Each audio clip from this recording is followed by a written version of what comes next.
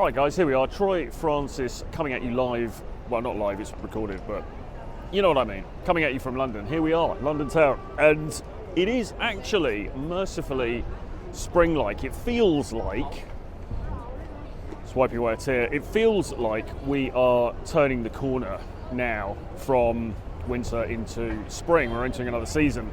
Who knows, it'll probably be snowing next week, but it certainly feels like we're coming up to spring now, which is very nice, and it's quite light, and yeah, it's all good. So I know what you guys like now.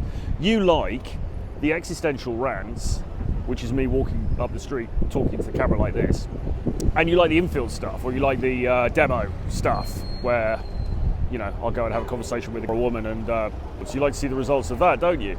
Are you taking any action though? Probably not. But there you go.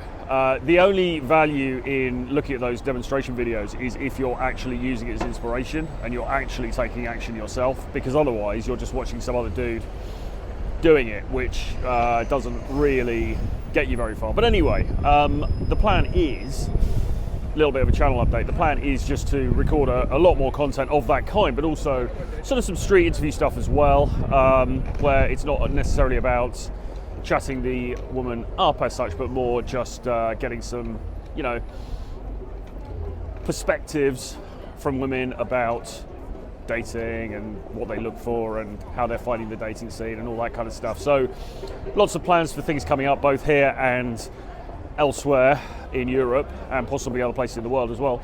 So that's all very exciting. But what do we want to talk about today? Well, I just thought I'd come on and reflect really about what's happening. So, solitude. Is it possible that one's desire for solitude can finally come to outweigh one's desire for intimacy? Well, as usual, I don't really know the answer, but I think it's possible. And again, I think it's something to do with age. People, whenever I do this topic, people write underneath, yeah mate, yeah bro, low testosterone. My tea's fine. So it's not that as such, but mercifully, I have reached a point, I think, in my life where the white hot desire for intimacy, which really ruled my entire existence for at least 2 decades, has dulled somewhat. It hasn't dulled entirely, it would be wrong to say that, but it's certainly got to a point where I can kind of take it or leave it to the most part. And as I said in more recent videos on the channel, actually recently I have walked away from certain entanglements, certain budding relationships that, you know, I just felt like for whatever reason probably weren't right for me and weren't really what I wanted to get into. I say relationships with a, you know, take that with a pinch of salt. Was never going to sort of settle down with this person or anything like that, but even a very casual arrangement with somebody can be taxing, and it can take up a lot of mental space, and it can weigh on your mind, and maybe I just take all that stuff more seriously than other people, I don't know, but I get to that point where I feel like even if I'm just seeing the person and there's no real big commitment or anything like that, you know, we haven't sat down and had a big conversation about, oh, we're this, we're that. If we're seeing each other with some regularity, I start to feel a kind of responsibility for her and for her expectations in regard to me and the amount of time I'm going to spend with her and all that kind of thing. And, you know, really, for me and for the way that my life is arranged at the moment, that doesn't make a lot of sense, because there's a lot of moving parts going on. You know, I work with clients all over the world, so I travel quite a lot, and sometimes I need to travel at relatively short notice and just go somewhere else. And if I go to, say, America from Europe, then I'm probably going to stay over that side of the world for a few weeks at least, because it makes sense to do so, and I can go to some other places and catch up with some other people and colleagues and so on and so forth. So, you know, there's that, and then there's other moving parts going on in the background in my life in Europe as well. And to then add on top of that, you know, having somebody you are in some sort of dating scenario with, it's all a bit much, really, you know. And you get to my age, guys, and it's quite nice just to go home and make a cup of tea, you know, the English way, with a little bit of semi-skim milk, a cup of Earl Grey, and sit down and just reflect on the day and all that good stuff. So, you know, and like I said before in other videos, you know, I've got more and more set in my ways. But what I noticed recently anyway, so I was over in Berlin, had to go to Berlin to sort some stuff out, and I was in my place over there, and it's not big, but actually, for one person on his own, myself, it's not bad. You know, it's quite spacious compared to what you get in London. Very high ceilings, all that kind of thing. Quite spacious place. And I'm working on some writing as well. So I'm doing some writing at the moment. I'm writing a novel, which there'll be some more information out about at some point in the next few weeks. But I've been working on that all this month, and I continue to work on that. So I was doing that, and I was sorting out some other bits and pieces that I need to sort out, and I was doing the usual work on the YouTube channel and speaking to clients and all that kind of stuff. But aside from that, really, a lot of it was pretty solitary. And the thing about Berlin as well, if you guys have been there, you'll know, it's not like here. I mean, if you can see here in London, I mean, actually, this is Regent Street, and it's not that packed, actually. It's slightly quiet, actually, I would say, for this time in the evening. But anyway, regardless, I mean, there's people around, there's a lot of people around. The thing with Berlin is that for a big city, it's strangely empty in many areas, because the size of the city and then the population, the surface area of the city, I believe, is almost as big as London, but you've got about 3-4 million people there, and London, you've got about 8 to 10 million people here, depending on the time of year and tourism and all that stuff. So there's a lesser concentration of people in Berlin, which makes the place feel a bit emptier. And there's this kind of austere feeling about Berlin. You can walk around and not see many people, which I actually quite like. But it kind of makes you feel a sense of aloneness in the city, okay, a sense of solitude in the city, coupled with the fact that I don't speak the language. I don't speak German. I know a few phrases and words here and there, but I don't speak the language. Certainly not well enough to understand what's going on or anything. So that adds another level of feeling removed from what's happening.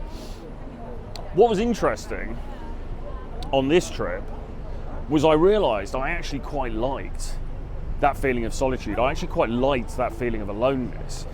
And I believe creatively it was helpful as well. Now, it's ironic because I'm actually arranging my affairs at the moment. I'm getting a place here in London. I'm sorting out some property stuff, which is all great. But I think going forward, this desire for aloneness is going to be a feature that becomes more and more prominent in my existence. Now, I love to be in cities. You know, I really like to be here now in London, where I'm surrounded by all these people, and I have my friends here, and I have family members here and stuff like that, which is great because it means that I can plug into that when needed. But I also like just the buzz of the city and the feeling of the people around me and everything like that. But being in Berlin, which is, you know, is also a big city, so I mean, it wasn't like I went to the country, it wasn't like I went to a village by the sea, but being in a city that was less busy, I actually quite liked that sense of isolation. And I started to wonder, for the first time, really, whether I could actually whether I could even make a further shift and go to somewhere that isn't a city and have a more spacious place and be on my own and get on with the creative work, get on with what I want to do in terms of writing and content creation. Could that ever work for me? Maybe. At the moment, I think probably not, because I think I've got this very dualistic nature. I am still enamored of the buzz and the vibrancy of the city, okay? And I like the dating scene in cities as well. I mean, let's not shy away from that. that remains still a feature. Not as such a strong feature maybe as it used to be, but it still remains something that I want. But give it another, 5 years, 10 years certainly, that's going to be out the window as well probably. And at that point, I suppose you start to think, well, do you even need to be in the city at all? Now, look, I'm not going to lay anything down in stone here. I think the likelihood is that I will always want to have a foothold in London for the reasons that I mentioned. It feels like home, it's home. I know people here, I've been here for a long time. The place has a lot of meaning for me, even though it's changing a lot and has changed a lot.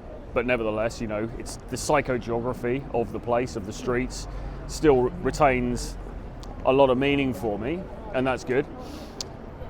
So I think I'll always want to keep a toehold here, to be honest. And whether actually I'll ever go and move to a farm in the countryside, like I say, I can't really see it at the moment. But nevertheless, I am getting to that point where the appeal of solitude, okay, and actually the pleasure associated with solitude became apparent to me in a very strong way. And I just think that's interesting. I just think it's something that I wanted to reflect on, because we're all on this journey, aren't we? We all come into, well, I guess people watching my channel and watching this kind of stuff, you come into this because you want to meet women, you want to be intimate, you want to have a good time, maybe you want to find a girlfriend, you want to find a wife, have, whatever, things along those lines. But I think it's also important to track the journey as it is for me and other people like me as well. I know certainly from reading the comments that people put under these videos, there are many, many other people like me as well who actually kind of come out the other side of dating. They kind of come out the other side of the whole relationship thing. I'm not talking about swearing off. I'm not talking becoming a celibate monk or anything like that. But there is another way. And for me, and writing this novel, as I say, has really been a saving grace over the last few weeks and the last month. And we'll see how it all turns out. But focusing on something that you love, focusing on something you're passionate with, doing something productive, like you are literally producing something, you can't really beat that. You can't really beat that. Not even with some anonymous, well, certainly not, obviously I'm joking, with some anonymous one-night stand or something like that. Even the most amazing sexual experience or romantic experience, great, but it's very fleeting. Especially with my love-making capabilities, very fleeting. 30 seconds and I'm asking where my hat is, very fleeting. And then the next day you kind of, the memory fades very quickly, and what does it mean? What's it all about, Alfie? Whereas working on something, producing something, doing creative work that is important to you, incredibly rewarding. Incredibly rewarding. And I would argue the rewardingness, if that's the right word, which it isn't, the nature of the reward is deeper and more meaningful, to me at least. But as I said in the last video like this that I did, the creative work requires solitude. So maybe that's another reason why solitude becomes more appealing. Anyway, I'm just musing on this stuff. I don't know the answers. Like I say, I'm not going to become a monk. I'm not going to suddenly move to the middle of nowhere anytime soon. But as much as I am drawn to the bright lights of the city, as much as I'm drawn to the bars and the vibrancy and the dynamism and the anonymity and the mystery and the excitement and all of those things, I'm also very much drawn to kind of just being on my own and doing my own thing. I wonder if you feel the same way. If you do, let me know in the comments below. If you don't, and you think I'm talking absolute nonsense, then let me know in the comments below as well. If you want more content from me, then get on my free email list. There's a link for that below. Subscribe to the channel as well, for God's sake. Subscribe to the channel. We're nearly on 20,000 now. We're going to get to 20,000 very soon. So that's going to be a big milestone, which is great. So subscribe to the channel. And if you want to grab my books about dating, the dating scene, etc., again, there is a link in the description below. And also, I'll get away from this bloke.